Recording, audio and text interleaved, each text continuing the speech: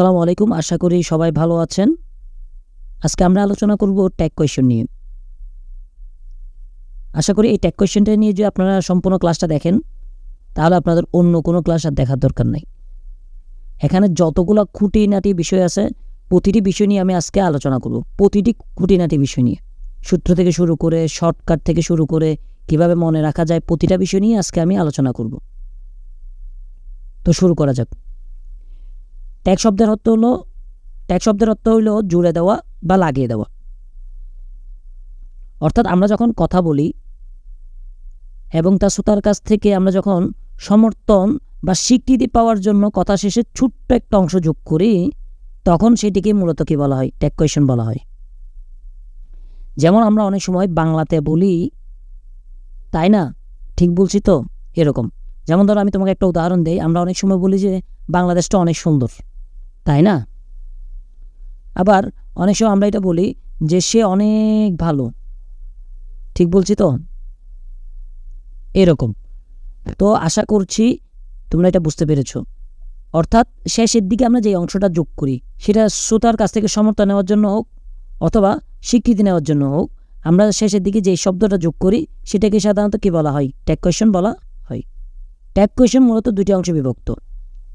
এক নাম্বারটা হলো স্টেটমেন্ট অর্থাৎ মূল অংশ, আর একটা হলো ট্যাগ পার্ট।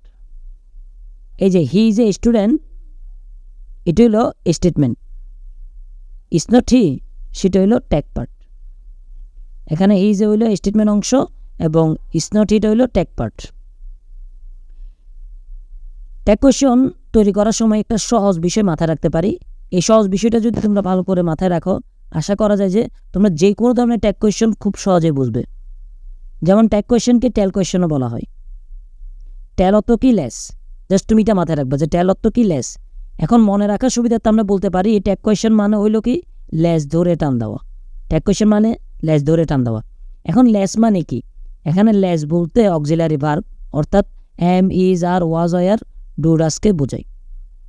হয়তো তোমরা একটু বিষয়টা একটু মাথার উপর দিয়ে যাচ্ছে, একটু জাস্ট 2 মিনিট দেখো, দেন তোমরা বুঝতে পারবে আসলে এই বিষয়টা যে কতটা ক্লাসি।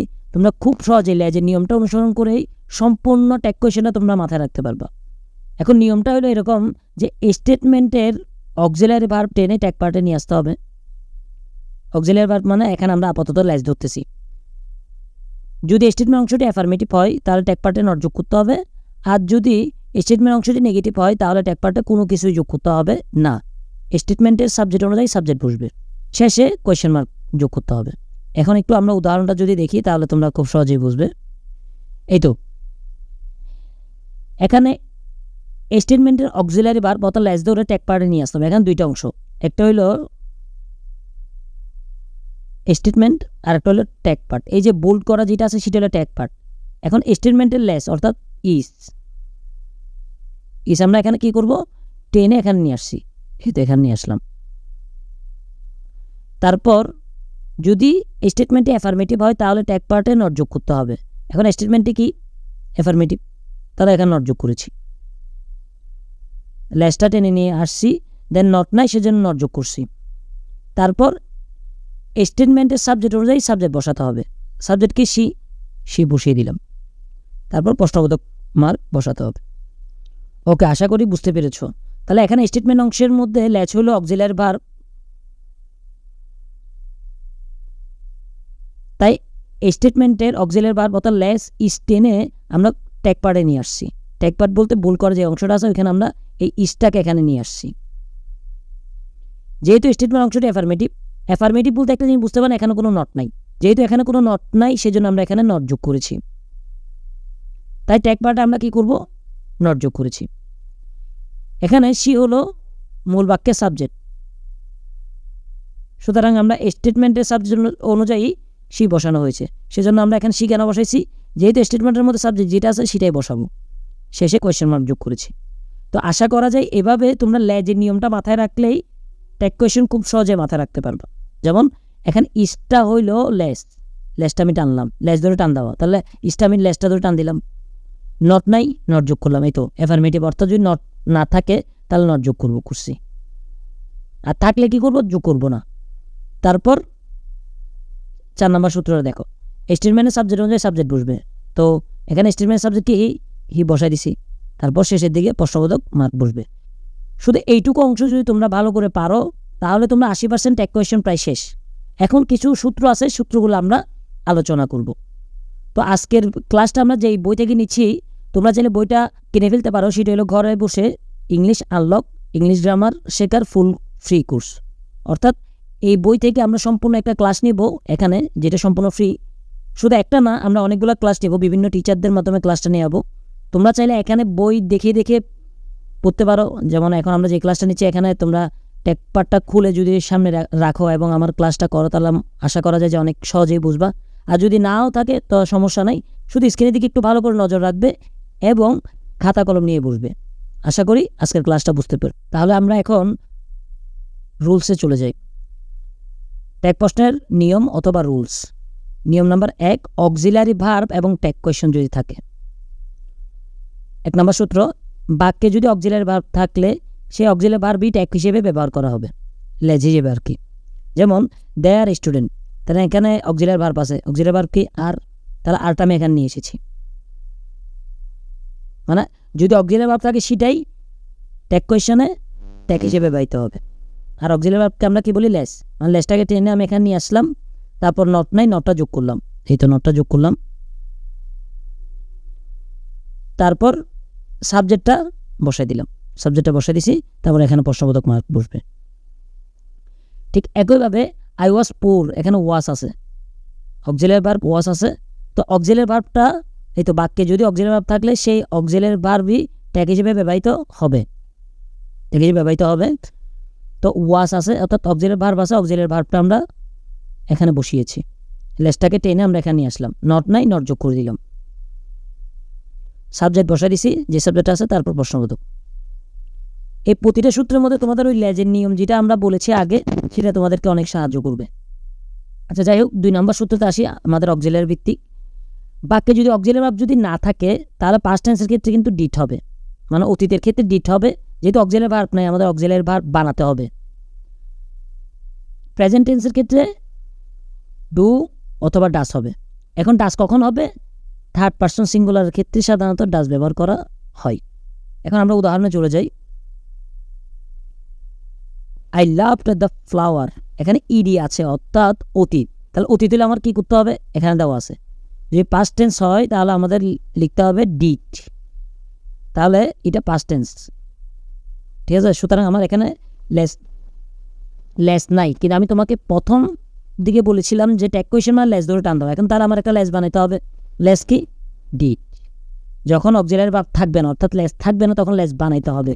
এই বিষয়টা মাথায় রাখো। ডিড, নট নাই, নট যোগ করে দিলাম, তারপর সাবজেক্ট বসাই দিলাম, প্রশ্নবোধক। ওই প্রথমে যে নিয়মটা দিয়েছিলাম। এরপরে দেয় ভিজিট আওয়ার স্কুল, এখানে ভিজিট অর্থাৎ এটা কিন্তু বর্তমান, সে আমাদের স্কুল ভিজিট করে, তাহলে এটা বর্তমান অর্থাৎ প্রেজেন্ট। প্রেজেন্টের ক্ষেত্রে কি হয়? ডু অথবা ডাস আনতে হয়। তো আমরা ডু আনলাম। কেন ডু আনলাম? যেহেতু এটা থার্ড পারসন সিঙ্গুলার নয়। দেয় কিন্তু থার্ড পারসন সিঙ্গুলার নয়, বরং থার্ড পারসন প্লুরাল, মানে দেয় বলতে অনেকজনকে বোঝায়। তো এখানে আমরা ডু আনছি, নট নাই, নট যোগ করেছি, তারপর দেয়টা বসাই দিছি, তার প্রশ্নবোধক চিহ্ন। হি ফরগেটস এভরিথিং, এখানে কিন্তু হিটা কিন্তু থার্ড পারসন সিঙ্গুলার, অর্থাৎ থার্ড পারসন এবং একটা সিঙ্গুলার বোঝায়। এছাড়া আরেকটা জিনিস যে তুমি থার্ড পারসন সিঙ্গুলার বুঝবা, সেটা হলো ভার্বের সাথে এস যুক্ত থাকে, ভার্বের সাথে এস যুক্ত থাকে। আচ্ছা যাই হোক, থার্ড পারসন সিঙ্গুলার ক্ষেত্রে আমাদের কি আনতে হয়? ডাস আনতে হয়। সেজন্য আমরা এখানে ডাস এনেছি, অর্থাৎ লেস ধরে টান দিছি। নাই বানাইছি, না থাকলে বানাইছি, দেন নট যোগ করেছি, নট তাই সেজন্য নট যোগ করেছি। তারপর স্টেটমেন্টের সাবজেক্টটা বসাইছি, তারপর প্রশ্নবোধক চিহ্ন।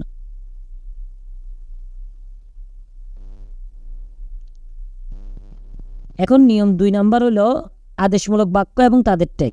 আদেশমূলক বাক্য বলতে ইম্পারেটিভ সেন্টেন্স বোঝায়। 1 নাম্বার সাধারণ আদেশমূলক, অর্থাৎ নর্মাল যেসব ইম্পারেটিভ সেন্টেন্স আছে এগুলোর ক্ষেত্রে ট্যাগ কোয়েশ্চেনটা আসলে কীরকম হবে? যখন একটি বাক্য ভার্ব দিয়ে শুরু হবে, অর্থাৎ ভার্ব দিয়ে শুরু হলে সাধারণত আমরা এটা আদেশমূলক বলে। সুতরাং যখন একটি বাক্য ভার্ব দিয়ে শুরু হয় তখন তাদের ট্যাগ সাধারণত উইল ইউ অথবা উন্টি দিয়ে বসে। আপনি যেটা ইচ্ছা বসাতে পারবেন। যেমন ক্লোজ দ্য ডোর, এখন আপনি উইল ইউ দিলেন। কেন? এই ক্লোজ এটা হলো ভার্ব। যখন কোনো একটা বাক্য ভার্ব দিয়ে শুরু হবে তখন উইল ইউ বসাই দিন। এখন কি এখানে উন্টিও বসানো যাবে? হ্যাঁ, উন্টিও বসানো যাবে। আপনি উইল ইউ বসাতে পারবেন, উন্টিও বসাতে পারবেন। Help me with this task, আমাকে এই ইয়াতে সাহায্য করো। তো এখানে হেল্প অর্থাৎ ভার্ব দিয়ে শুরু হয়েছে, সেজন্য এখানে ওন্ট বসেছে, এই তো ওন্ট। তারপর ইউ তো থাকবে ওন্ট ইউর সাথে, তারপর প্রশ্নবোধক। এখন আপনি কি এখানে উইল ইউ বসাতে পারবেন? হ্যাঁ, উইল ইউ বসাতে পারবেন। যখন একটি আদেশমূলক বাক্য অর্থাৎ ইম্পারেটিভ সেন্টেন্স ডোন্ট বা নেভার দিয়ে শুরু হয় তখন সাধারণত ট্যাগ কোয়েশ্চেনটা আপনার উইল ইউ করতে হবে। এখানে ওন্ট ইউ দেওয়া যাবে না, কারণ এটা নিজেই নেগেটিভ। যেমন ডোন্ট হেট দ্য পোর, আপনি গরিব মানুষকে অপছন্দ করেন না। তো এখানে আপনি এটা নেগেটিভ আছে, তাহলে আপনি ওন্ট ইউ ব্যবহার করতে পারবেন না, উইল ইউ ব্যবহার করতে হবে। ঠিক।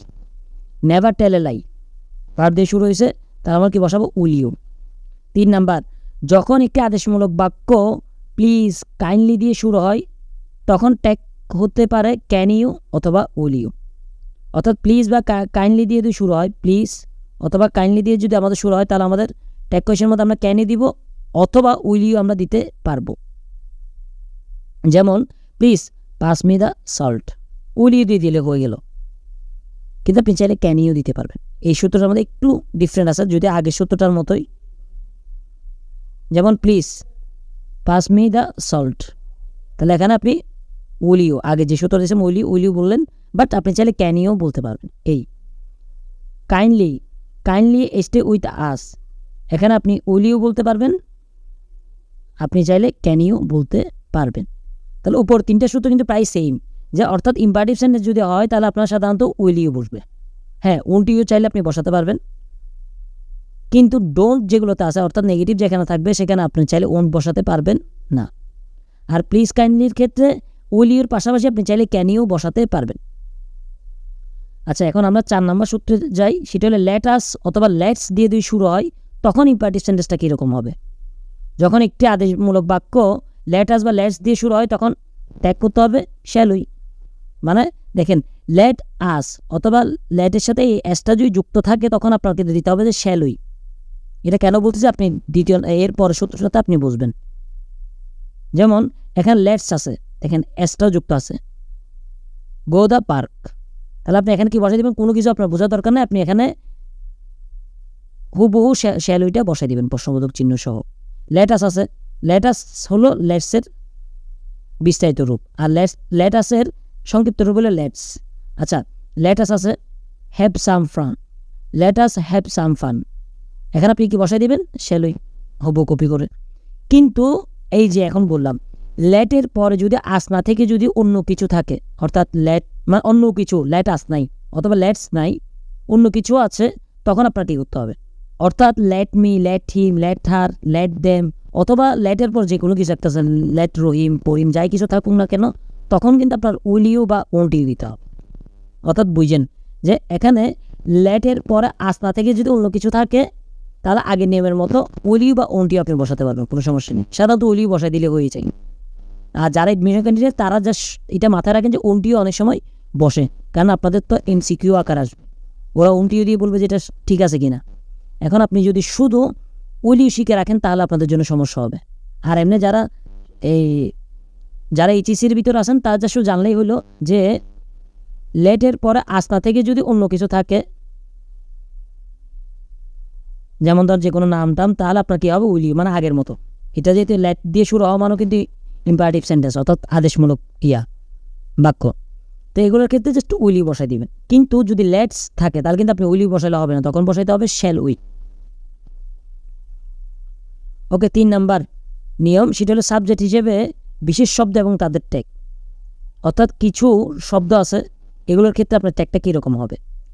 সাবজেক্ট হিসেবে যদি আপনার everybody, somebody, nobody, everyone, none, no one ইত্যাদি থাকলে এই শব্দগুলির প্রনাউন হিসেবে এখানে দেয় বসবে, অর্থাৎ সাবজেক্ট হিসেবে এখানে কি বসবে? দেয় বসবে। আর আপনারা সহজে মাথায় রাখার জন্য একটা জিনিস ইয়া করতে পারেন, সেটা হলো বডিওয়ালা, বডি যুক্ত বা ওয়ান যুক্ত যতগুলা কিছু আছে সেগুলোর ক্ষেত্রে বেশিরভাগ ক্ষেত্রে দেয় বসে। যেমন everybody wants to be happy, everybody, ঠিক আছে। দেখেন এখানে অক্সিলারি ভার্ব নাই, সেজন্য আমি ডু আনছি, অর্থাৎ অক্সিলারি ভার্ব বানাইছি, মানে লেস বানাইছি। বানানোর পর নট নাই, নট যোগ করছি। করার পর এখন সাবজেক্ট কি বসাবো? এভরিবডি তো বসানো যাবে না, তখন আমাদের বুঝতে হবে যে এভরিবডির পরিবর্তে আমাদের কি বসে? দেয় বসে। None of them can solve this problem, এখানে আমি অক্সিলারি ভার্ব পাইছি, তাহলে আমি নিয়ে আসলাম, লেসটাকে টেনে নিয়ে আসলাম। নো আছে সেজন্য নট যোগ করি নি। এখন আমি সাবজেক্ট কি বসাবো? এখন সাবজেক্ট কোথায় বসাবো? এই নো ওয়ান বা নানের ক্ষেত্রে আমাদের সাবজেক্ট বসাতে হয় দেয়, এই বসালাম। এখন দ্বিতীয় নম্বর সূত্র, নাথিং, এনিথিং, সামথিং, এই শব্দগুলো ট্যাগ হিসেবে সাধারণত ইট ব্যবহৃত হয়, অর্থাৎ আইন। এই দেখেন নাথিং, থিং আলা, অর্থাৎ এগুলো বস্তু বোঝায়। Nothing can be achieve without hard work, কোনো কিছু অ্যাচিভ করা যাবে না কঠোর পরিশ্রম ছাড়া। যেমন তোমরা এখন কঠোর পরিশ্রম করতেছো, তো আশা করা যায় সম্পূর্ণ ভিডিওটা যদি তোমরা দেখো, কঠোর পরিশ্রম যে করতেছো ইনশাল্লাহ এর ফলাফলটা পাবা। তাহলে এখানে আমার অক্সিলারি ভার্ব কি? ক্যান, তাহলে আমি লেজটাকে টেনে এখানে নিয়ে আসলাম, ক্যান। অনেক আছে লেজের নিয়মটা হয়তো ইয়া লাগতে পারে, আপনি প্রথমে আবার প্রথম দিকেরটা একটু ভালো করে দেখবা, নোট করবা। অর্থাৎ আমরা বলছি ট্যাগ কোয়েশ্চন মানে লেজ ধরে টান দাও, তাহলে লেজ মানে কি? Auxiliary verb. এই তো ক্যানটাকে আমি টান দিলাম, লেজ ধরে টান দিলাম। নট আছে সেজন্য আমি নট যোগ করি নি। এখন আমি ভার্ব কি সাবজেক্ট কি বসাবো? এখন আমি সাবজেক্ট কি বসাবো? নাথিং এর জন্য আমাদের সাবজেক্ট বসে ইট, সেজন্য আমি ইট বসাইছি, প্রশ্নবোধক, শেষ। Something is bothering him, is not he, এখানে ইজ আছে অক্সিলারি ভার্ব, আমি লেজ ধরে টান দিলাম। নট নাই, দেখেন নট নাই, সেজন্য আমি নট যোগ করছি। এখন সাবজেক্ট কি? সামথিং, কিন্তু সামথিং তো বসবে না ও বহু, তখন সামথিং এর জন্য আমার কি করতে হবে? ইট বসাতে হবে। কেন? এই দেখেন সামথিং এর জন্য প্রণাম হিসেবে ইট ব্যবহৃত হয়। এর 3 নম্বর সূত্রটা হলো, যখন বাক্যে সাবজেক্ট হিসেবে ক্লজ, ফেস, ইনফিনিটিভ ফেস বা ভার্বাল অর্থাৎ ভার্বের সাথে আইনজি ব্যবহৃত হয়, তখন ট্যাগে প্রনাউন হিসেবে ইট ব্যবহার করা হয়।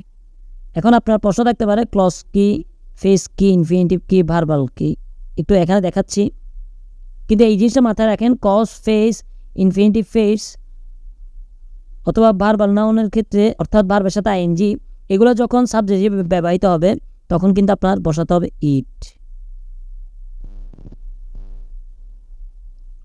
উদাহরণ হিসেবে দেখা যাচ্ছে what you said, what you said, এই দেখেন বড় অংশ, বড় অংশ, এই বড় অংশগুলো ফেস হয় নাহলে ক্লস হয়, এই জিনিসটা মাথায় রাখলে হলো। সবচেয়ে শর্টকাটে যদি আমি ক্লস এবং ফেস নিয়ে আলাদা ক্লাস ইউটিউবে আপলোড করে রাখবো, এগুলো আপনারা দেখলে ইনশাল্লাহ বুঝবেন। আর এই বইয়ের মধ্যে এই টপিকটা খুব সুন্দর করে বোঝানো হয়েছে, ক্লজ এবং ফেস। তো এখানে what you said was really impressive, was not it. এখন আমি এখানে অক্সিলারি ভার্বটা টানছি, লেজ ধরে টান দাও বলছিলাম, ওয়াজটা আমি টানছি। এখানে কোথাও নট নাই, নট যোগ করেছি, অর্থাৎ এটা অ্যাফার্মেটিভ, সেজন্য আমি নট যোগ করেছি। এখন আমি সাবজেক্ট কি বসাবো? এই যে বড় বড় সেন্টেন্সগুলো থাকলে সাধারণত এটা ক্লজ হয় বা ফেস হয়, আর এগুলো পরিবর্তে সাবজেক্ট বসে ইট বসিয়ে দিয়েছি। To learn a new language, এটা পুরাটা কিন্তু একটা সাবজেক্ট, এটা পুরাটা একটা সাবজেক্ট। টেক্স টাইম, এস আছে অর্থাৎ এটা থার্ড পারসন সিঙ্গুলার। তো এখন আমরা কি করব? যেহেতু এখন লেস নাই, আমরা লেস বানাবো, ডাস বানিয়েছি, বিকজ এটা থার্ড পারসন সিঙ্গুলার, অর্থাৎ এই পুরোটাকে একটা সাবজেক্ট বোঝানো হয়েছে এবং সিঙ্গুলার জিনিস বোঝানো হয়েছে, কারণ এখানে দেখেন ভার্বের সাথে এস। যাই হোক, ডাস, নট নাই, নট যোগ করেছি। এখন আমি সাবজেক্ট কি বসাবো? এই তো পুরাটা, যখন সাবজেক্ট পুরা বড় বড় অনেকগুলো শব্দ নিয়ে যখন একটা সাবজেক্ট গঠন হয় তখন সাধারণত এটা ক্লজ বা ফেস হয়। তো আপনি বুঝলেন যে এটা কী হবে? ইট হবে, ইট বসিয়ে দিলাম। সুইমিং, এই তো swimming, swimming everyday is good for health. এখন ইজ আছে, লেস ধরে আমি টান দিলাম, তারপর নট নাই, নট যোগ করলাম। সুইমিং, এই দেখেন ভার্বের সাথে এনজি, আর বা এগুলো হলে কী হবে? ইট হবে, ইট বসিয়ে দিয়েছে। ইনফিনিটিভ অর্থাৎ ভার্বের আগে যখন টু বসে সেটাকে ইনফিনিটিভ বলা হয়, তাহলে এটার প্রনাউন হিসেবে কী বসবে? ইট বসিয়ে দিয়েছে। ওকে, এখন আমরা চলে যাব নিয়ম 4, প্রধান বাক্য এবং শর্তযুক্ত বাক্যের ট্যাগ, অর্থাৎ মেইন ক্লজ এবং কন্ডিশনাল সেন্টেন্সের ক্ষেত্রে কীরকম হবে, মেইন ক্লজ এবং কন্ডিশনাল সেন্টেন্সের ক্ষেত্রে কীরকম হবে। যখন দুটি বা একাধিক প্রধান বাক্য একটি কনজাংশন অর্থাৎ অ্যান্ড বার দ্বারা যুক্ত হয়, তখন ট্যাগ কোয়েশ্চন মূলত শেষ অংশটা অনুসরণ করবে। আমি আবার বলতে, যখন অ্যান্ড দ্বারা দুইটা সেন্টেন্স যুক্ত হবে তখন কিন্তু শেষের বাক্য অনুযায়ী, আবার বলতে শেষের বাক্য অনুযায়ী ট্যাগ কোয়েশ্চনটা হবে। যদি শেষ বাক্যটি অ্যাফার্মেটিভ হয় তাহলে ট্যাগ কোয়েশ্চন হবে নেগেটিভ, অর্থাৎ মানে শেষের বাক্যটা অনুযায়ী। এখানে দুইটা থাকলে আমরা শেষেরটা অনুযায়ী ধরবো, আর যদি শেষেরটা নেগেটিভ হয় তাহলে আমাদের ট্যাগটা হবে অ্যাফার্মেটিভ। যে উদাহরণে চলে যাই, he likes T but she prefers coffee. এখানে ডাস নট শি বসছে, হি কেন বসে নাই দেখেন, প্রেফার্স এটা থার্ড পারসন সিঙ্গুলার, সেজন্য ডাস আনছি, নট নাই নট যোগ করছি। এখন শি কেন বসছে, কারণ আমরা আবারও বলতে বারযুক্ত সেন্টেন্সের দুইটা সেন্টেন্স দেখেন, হি লাইক টি এবং শি প্রেফার কফি। তাহলে এখানে দুইটা সেন্টেন্সের মধ্যে আমরা লাস্টেরটা নিব, তো আমরা এই বাক্যটা অনুযায়ী করবো। অর্থাৎ অ্যান্ড বাদ দিয়ে যদি যুক্ত কোনো সেন্টেন্সের ক্ষেত্রে আমরা লাস্টেরটার অনুযায়ী করব। তাহলে এখানে থার্ড পারসন সিঙ্গুলার সেজন্য ডাস আনছি, নট নাই এই লাস্টের বাক্যটার ক্ষেত্রে, সেজন্য নট যোগ করেছি। তারপর সাবজেক্ট শি বসিয়েছে প্রশ্নবোধক, অর্থাৎ লেস নাই লেস বানিয়েছি, নট নাই নট যোগ করেছি, তারপর সাবজেক্ট বসিয়েছি, তারপর প্রশ্নবোধক। You can join us or you can stay here. এখন কোনটা অনুযায়ী হবে, এখানে অর আছে, লাস্টেরটার অনুযায়ী। ইউ ক্যান স্টে হেয়ার, তাহলে এখানে লাস্টেরটার অনুযায়ী হবে। তাহলে ক্যান লেস ধরে টান দিছি, নট নাই নট যোগ করেছি, তারপর সাবজেক্ট ইউ বসিয়ে দিয়েছে প্রশ্নবোধক। আশা করি বুঝতে পেরেছেন। এখন শর্তযুক্ত বাক্য অর্থাৎ ইফ অথবা ক্লজ থাকলে আর কি, এগুলোর ট্যাগ মূলত মেইন ক্লজ অনুযায়ী হবে। অর্থাৎ এখানে লাস্টের অনুযায়ী অথবা ফার্স্টের অনুযায়ী হবে না, বরঞ্চ মেইন ক্লজ অনুযায়ী হবে। অর্থাৎ মেইন ক্লজ নিয়ে কিন্তু আমার সম্পূর্ণ একটা ক্লাস ইউটিউবে দেওয়া হবে, সেটা আপনারা দেখে নেবেন। আর আমার এই বইয়ের মধ্যেও খুব বিস্তারিত আলোচনা করা হয়েছে। এখন আপনাকে আমি মেইন ক্লজ জিনিসটা বুঝাই। মেইন ক্লজ হইল সাধারণত যখন কোনো একটা সেন্টেন্স নিজে কাজ করে, কারোর উপর ডিপেন্ড করে না, এতটুকু জেনে রাখেন। আর যদি বিস্তারিত জানতে চান তাহলে ক্লজের ক্লাসটা করেন, সেটা আমার ইউটিউব চ্যানেলে দেওয়া হবে। ইফ হি স্টাডিজ হার্ড, সে যদি ভালো করে পড়ালেখা করে, কিন্তু দেখেন এখানে একটু অসম্পূর্ণ, এরপর কী হবে আপনি জানেন না, কিন্তু দেখেন হি উইল পাস, সে পাস করবে।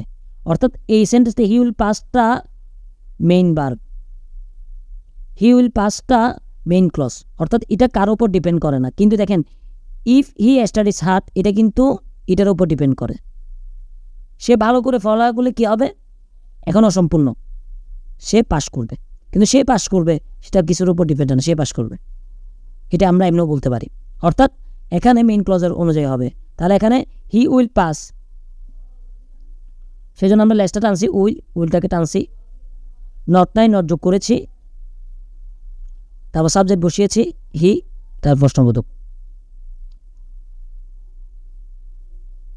ইফ দে অফার হেল্প, অর্থাৎ তারা যদি হেল্প অফার করে, we should accept it.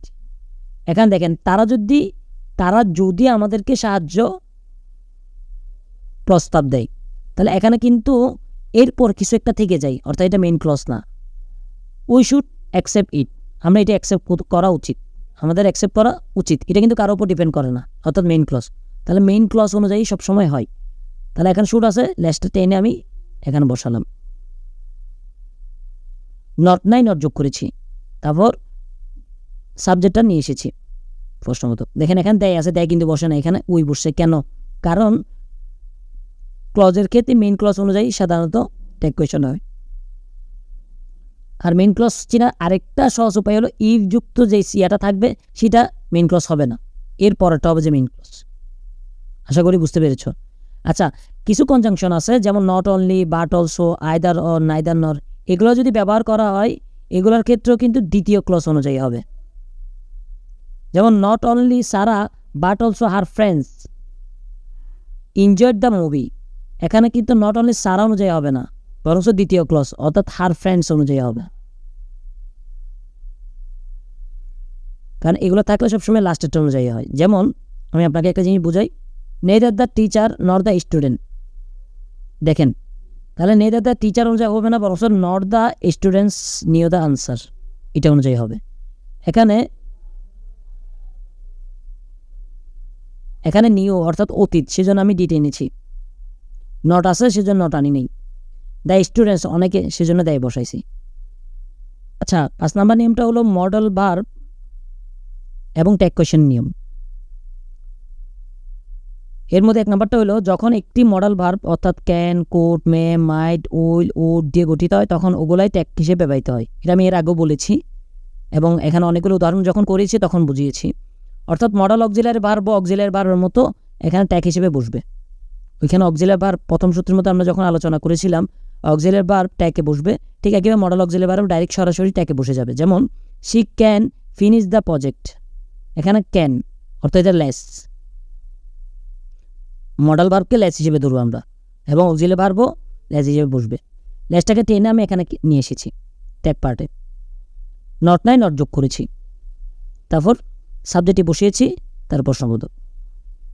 They will attend the meeting, এখানে লেস উইল অর্থাৎ মডেল অক্সিলারি ভার্ব এবং অক্সিলারি ভার্ব দুটোটাই লেসটা ধরে আমরা এখানে আনলাম উইল। এখন নট নাই যোগ করেছি, আর উইলের সাথে যখন নট যোগ করব তখন এটা উন্ট হয়ে যায়। মাইট মডেল অক্সিলারি ভার্ব লেস টেনে আমরা এখানে নিয়ে এসেছি মাইট। নট নাই সেজন্য নট যোগ করেছি, একসাথে যোগ করলে এটা মাইট নট হয়ে যাবে। হি বসিয়েছি, তারপর সমতক মার। এখন 2 নম্বর সূত্রটা একটু কমপ্লেক্স, একটু খেয়াল করো। যদি নিটটা কিন্তু মডেল অক্সিলারি ভার্ব, আমরা অনেকে জানি না। যদি বাক্যে নিড মেইন ভার্বে ব্যবহৃত হয় তাহলে ডু ডাজ ডিড হবে। যেমন I need more time to complete the work, এখানে নিডটা কি মেইন ভার্ব, এখানে আমার কোনো লেস নেই, তাহলে আমার লেস বানাইতে হবে। কি বানাবো? ডু দিয়ে, যেহেতু আয়ের সাথে ডুই যাই। এখন she needs help with her homework, এখানে নিডস এস আছে অর্থাৎ এখানে ডাস আনবো, আনসি। নট নাই নট যোগ করেছি, তারপর সে বসিয়েছে প্রশ্নবোধক। অর্থাৎ যখন মেইন ভার্ব হিসেবে বসবে, কিন্তু নিড অনেক সময় মডেল অক্সিলারি ভার্ব হিসেবে বসে, তখন কিন্তু নিডটা কিন্তু ট্যাগ হিসেবে ব্যবহৃত হবে। যদি নিড বাক্যে মডেল অক্সিলারি হিসেবে ব্যবহৃত হয় তখন ট্যাগে নিডই ব্যবহার করতে হবে। উদাহরণটা দিলে আপনারা আরও সহজে বুঝবেন। She need not worry about the exam, এখানে মেইন ভার্ব কিন্তু ওয়ারি, নিড নটটা হলো মডেল অক্সিলারি ভার্ব, তখন নিডটাই এখানে মডেল অক্সিলারি হিসেবে ট্যাগ হিসেবে বসেছে। নিড লেস দূর টানলাম, নট আছে নট বসাই নেই, স্টেটমেন্টের সাবজেক্টটা এখানে বসিয়ে দিয়েছি, তার প্রশ্নবোধক। এখন বলবেন আমি কেমনে বুঝবো কখন মডেল অক্সিলারি ভার্ব হিসেবে বসবে আর কখন মেইন ভার্ব হিসেবে বসবে? এটার জন্য সবচেয়ে সহজ ফর্মুলা একটু মাথায় রাখবেন, সেটা হলো যদি 2টা ভার্ব থাকে, নিডের পর যদি আরেকটা ভার্ব থাকে তাহলে বুঝতে হবে যে আরেকটা ভার্ব এটা হইলো মেইন ভার্ব আর নিডটা হইলো এখানে মেইন ভার্ব নয়। আর যদি শুধু নিড থাকে তাহলে বুঝতে হবে সেটাই verb. You need not stay late, এখানে স্টে আছে, অর্থাৎ 2টা ভার্ব থাকলে আমরা কি বলছিলাম যে নিড ছাড়া অন্য ভার্বটা মেইন ভার্ব, তাহলে মেইন ভার্ব আছে, তাহলে এটা কি হয়ে যাবে মডেল অক্সিলারি ভার্ব। তাহলে লেসটাকে আমি টেনে এখানে নিয়ে এসেছি, অর্থাৎ নিডটাকে মডেল অক্সিলারি ভার্বটাকে আমি টেনে নিয়ে আসছি। নট আছে সেজন্য নট যোগ করি নাই, ইউটা বসিয়ে দিয়েছি প্রশ্নবোধক। 4 নম্বর মডেল অক্সিলারি ভার্বে 4 নম্বর সূত্রটা হলো ইউজ টু, এটা একটা মডেল ভার্ব, ট্যাগে ইউজ টু তুলে দিয়ে জাস্ট ডিড বসাবো। যেমন the use to play football every afternoon, এখানে ইউজ টু আছে, ইউজ টুটা কিন্তু মডেল অক্সিলারি ভার্ব। আমরা বলেছিলাম যে মডেল অক্সিলারি ভার্ব ট্যাগ হিসেবে ব্যবহৃত হবে, কিন্তু কয়েকটা বসবে না, এই যেমন এটা। তাহলে ইউজ টুটা পরিবর্তে কি বসবে? ডিড বসবে, শেষ। মডেল অক্সিলারি ইউজ টুর পরিবর্তে আমরা এখানে ডিড বসিয়ে দিয়েছি।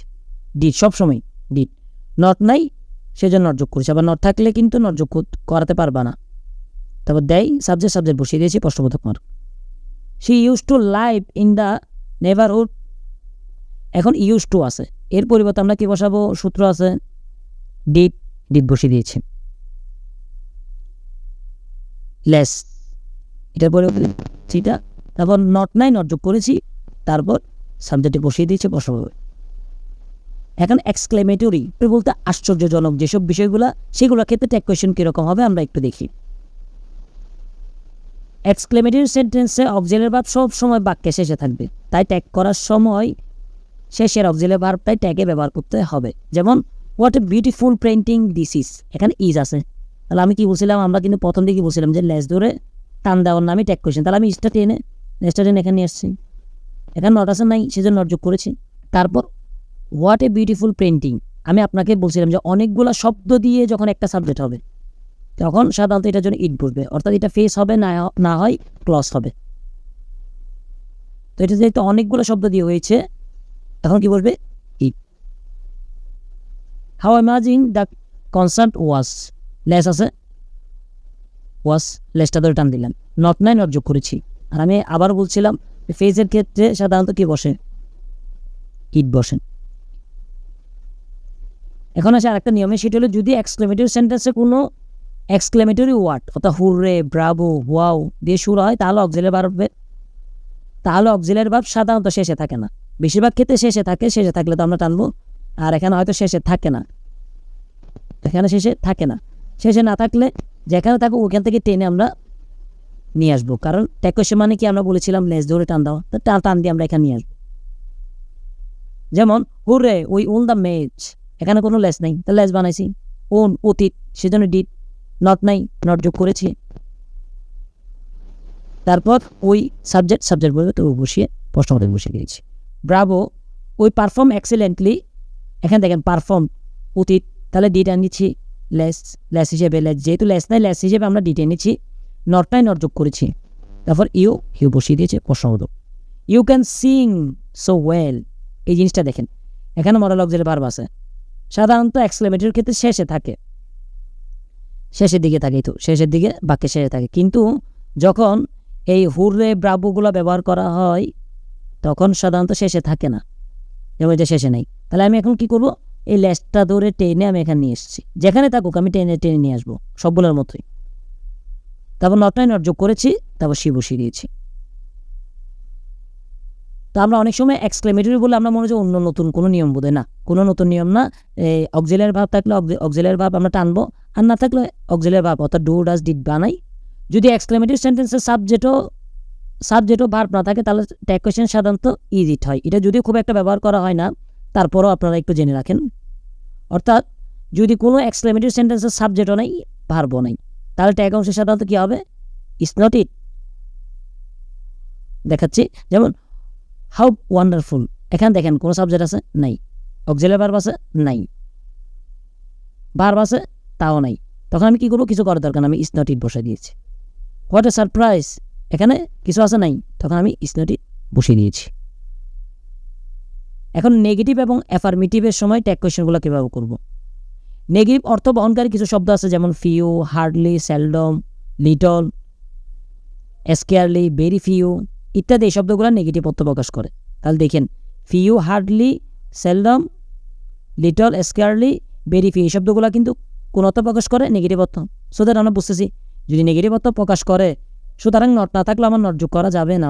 যেমন আমি বলি ইট হ্যাজ হার্ডলি রেইন, তাহলে দেখেন এখানে হার্ডলি আছে, তাহলে আমরা আমাদের ট্যাগ কোয়েশ্চেন নিয়মে করি, লেস ধরে আমি টান দিছি হ্যাজ, নট নাই নট যোগ করবো না, করা যাবে না, কারণ হার্ডলি নিজেই নট, তাহলে নট যোগ করা যাবে না, যে এটা তাহলে এটা নেগেটিভ অর্থ প্রকাশ করছে।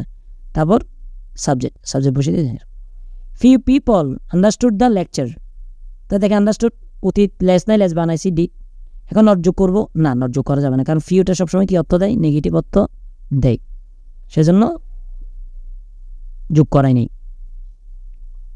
দেয় ফিউ পিপল, এখানে অনেকে বোঝায় সেজন্য দেয়। কিন্তু এখানে আবার আরেকটা জিনিস আমাদের জানা দরকার, এ ফিউ বা এ লিটল কিন্তু আবার অ্যাফার্মেটিভ অর্থ বহন করে, অর্থাৎ এই শব্দগুলা সবসময় নেগেটিভ অর্থ বহন করে। দেখতে যতই অ্যাফার্মেটিভ মনে হোক না কেন, এটা কিন্তু নেগেটিভ অর্থ বহন করে, অর্থাৎ এখানে নট যোগ করানো যাবে না। আর এ ফিউ এবং এ লিটল কিন্তু আবার অ্যাফার্মেটিভ অর্থ বহন করে, অর্থাৎ এখানে নেগেটিভ করতে হবে। যেমন a few students attend the class, তাহলে অ্যাটেন্ড ইডি অর্থাৎ অতীত, সেজন্য আমি এখানে ডিট আনছি। নট নাই সেজন্য নট যোগ করছি। এখানে আপনি ফিউ তো আছে না, এ ফিউ আছে, ফিউ নাই, ফিউ থাকলে কিন্তু আমি নট যোগ করাতে পারতাম না, কিন্তু আছে এ ফিউ, আর এ ফিউ হলে অ্যাফার্মেটিভ, সেজন্য নট যোগ করাতে পারবো। এখন এ ফিউ স্টুডেন্টস, তাহলে অনেককে বুঝাইছে, সেজন্য দেয়। A little effort can make a big difference, দেখেন ক্যান লেস ধরে আমি টান দিলাম, নট নাই সেজন্য নট যোগ করেছি। এখন আপনি বলুন তো কই লিটল তো আছে না, এ লিটল আছে, এ লিটল কিন্তু অ্যাফার্মেটিভ অর্থ দেয়, সেজন্য নট যোগ করেছি। এফোর্ট কিন্তু মানুষ না, মানুষ বস্তু, সেজন্য ইট বসিয়েছি। দেখেন এখানে ফিউ কিন্তু নেগেটিভ অর্থ দিচ্ছে, কিন্তু এফইউ অ্যাফার্মেটিভ অর্থ দেয়। আশা করি আজকের এই ট্যাগ কোয়েশ্চেনটার মাধ্যমে তোমরা যে কোনো ধরনের ট্যাগ কোয়েশ্চেন তোমরা খুব সহজে পারবা, যে কোনো ধরনের ট্যাগ কোয়েশ্চেন। শুধুমাত্র একটা জিনিস মাথায় রাখবা, আমি আবার একটু করে বলি তোমাদেরকে সুবিধার জন্য, যে ট্যাগ কোয়েশ্চেন মানে কি, আমার জাস্ট একটা জিনিস মাথায় রাখতে হবে, সেটা হলো ভাই ট্যাগ কোয়েশ্চেন মানে সাধারণত লেজ ধরে টান দেওয়া। ট্যাগ কোয়েশ্চেন মানে হলো লেজ ধরে টান দেওয়া। আমার জাস্ট এই জিনিসটা মাথায় রাখলে হলো, লেজ ধরে টান দেওয়া। এখন লেস মানে কি, am is are, was were, modal auxiliary verb হোক বা অক্সিলারি ভার্ব হোক, এগুলো হলো লেস। তা আমি লেস ধরে টেনে নিয়ে আসবো।